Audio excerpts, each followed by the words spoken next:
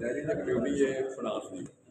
ਉਹਦੇ ਵਾਸਤੇ ਅਜਮਨ ਕਾਜਨਾਂ ਦਾ ਕੋਈ ਵੀ ਪੈਨਲ ਹੋਵੇ ਮੈਂ ਬਣਾ ਸਕਦਾ, ਕਿਉਂਕਿ ਮੇਰੀ ਸਿਰਫ ਡਿਊਟੀ ਹੈ ਆਪਣੇ ਚੰਦੇ ਵਗੈਰਾ ਦੀ ਜਮ੍ਹਾਂ ਕਰਨਾ, ਖਰਚ ਕਰਨਾ, ਜੋ ਵੀ ਅੱਗੇ ਪਿੱਛੇ ਹੁੰਦਾ ਸਾਰਾ ਉਹ ਮੈਂ ਉਸ ਹਿਸਾਬ ਨਾਲ ਉਹਨਾਂ ਨੂੰ ਦੱਸਿਆ ਕਿ ਬਈ ਨੂੰ ਤਿਆਰ ਹੋ। ਅਸੀਂ ਉੱਥੇ ਗਏ ਹਾਂ ਕਿ ਦਰਖਾਸਤ ਹੋਣ ਲੱਗੀ, ਜਦੋਂ ਗਏ ਹਾਂ ਤਾਂ ਜੀ ਉਹਨਾਂ ਦਰਖਾਸਤ ਰੱਖੀ ਹੈ ਅਤੇ ਉਦੋਂ ਸਟੇ ਆ ਗਿਆ, ਇਹਨਾਂ ਦੇ ਸਟੇ ਆ ਗਿਆ। ਮੈਂ ਚੁੱਪ ਕਰਕੇ ਬੈਠਾ ਰਿਹਾ। ਜਿਸਲੇ ਇਹਨਾਂ ਨੂੰ ਮੈਂ ਆਖਿਆ, ਉਹਨਾਂ ਨੂੰ ਜਿਹੜਾ ਲਾਗੂ ਲਾਇਆ, ਮੈਂ ਕਿਹਾ ਯਾਰ ਆਰਾਮ ਨਾਲ ਗੱਲ ਕਰੋ। ਮੈਂ ਕਿਹਾ ਕੀ ਜ਼ਰੂਰਤ ਹੈ ਤੁਹਾਨੂੰ ਇਹ ਰੌਲਾ ਪਾਉਣ ਦੀ। ਫਿਰ ਮੈਂ ਉਹਨਾਂ ਨੂੰ ਵੀ ਸਮਝਾਇਆ ਕਿ ਮੈਂ ਕਿਹਾ ਯਾਰ ਤੁਸੀਂ ਜੇ ਕੋਈ ਟਾਈਮ ਮੰਗਦੇ ਹੋ ਟਾਈਮ ਦਿਓ, ਤੁਹਾਨੂੰ ਕੀ ਮਸਾਇਲ ਨੇ, ਦਰਖਾਸਤਾਂ ਜਮ੍ਹਾਂ ਕਰਾ ਲਓ, ਕੋਈ ਟਾਈਮ ਦਿਓ। ਉਹਨਾਂ ਦੇ ਜਦੋਂ ਸਟੇ ਆਇਆ ਤਾਂ ਉਹਨੇ ਭੱਟੀ ਸਾਹਿਬ ਨੇ ਸਾਈਨ ਕੀਤੀ, ਉਹ ਚਲੇ ਗਏ ਨੇ। ਭੱਟੀ ਸਾਹਿਬ ਆ ਕੇ ਜਾਓ ਜੀ ਸਾਰੇ ਬੰਦੇ ਬਾਹਰ ਨਿਕਲ ਗਏ ਬੰਦੇ ਆ ਕੋਈ ਟੁਰ ਗਏ। ਮੈਨੂੰ ਵੀ ਉਹਨਾਂ ਕਿਹਾ ਕਿ ਤੁਸੀਂ ਜਾ ਕੇ ਆਪਣੀ ਦੁਕਾਨ ਲਿਆ। ਬਾਅਦ ਵਿੱਚ ਫਿਰ ਪਤਾ ਲੱਗਿਆ ਕਿ ਉੱਥੇ ਰੌਲਾ ਹੈ।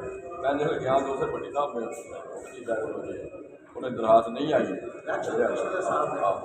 ਇਲੈਕਸ਼ਨ ਦੀ